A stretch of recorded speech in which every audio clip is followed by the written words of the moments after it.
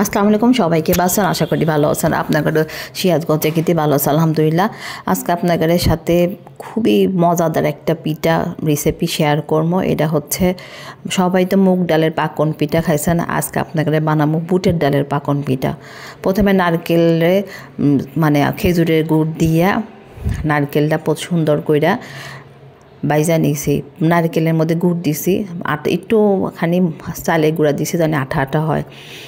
তারপরে বুটের ডালটা নারকেলটা সুন্দর করে রাখবেন। তারপরে বুটের ডাল লবণ দিয়ে সেদ্ধ করে দিছি। আমি এই কাপে 2 কাপ বুটের ডাল দিছি, এই জন্য 4 কাপ পানি দিছি। তারপরে হচ্ছে বুটের ডাল যখন সেদ্ধ হয়ে যাবি তখন ডাল গুঁটে নেবেন।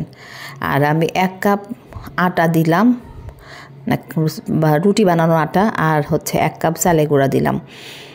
এরকম করে আমি 2 কাপ আটা দিছি, 1 কাপ চালে গুঁড়া দিছি, জানি জিনিসটা নরম হয়।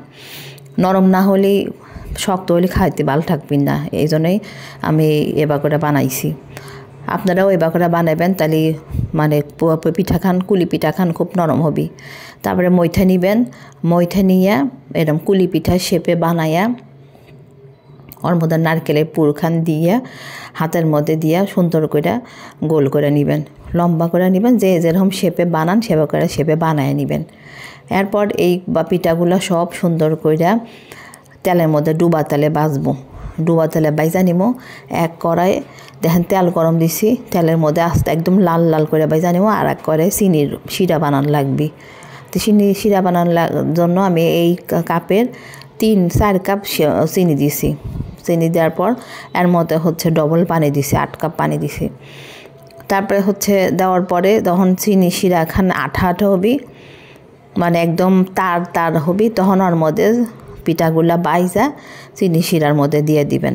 চিনি শিরার মধ্যে দিয়ে একটু চুলার মধ্যে রাইখা নাড়াইবেন, নাড়তে নাড়তে একবারে সুন্দর যখন চিনি একবারে লেগে যাবে গাছ সাথে, তখন নামায় ফেলবেন।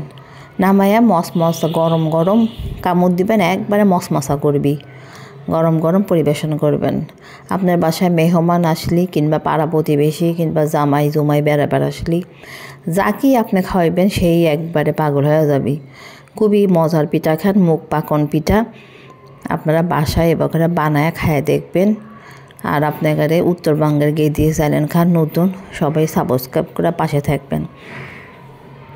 আপনারা যারা যারা দেখবেন তারা সবাই একটা করে সাবস্ক্রাইব দিয়ে পাশে থাকবেন।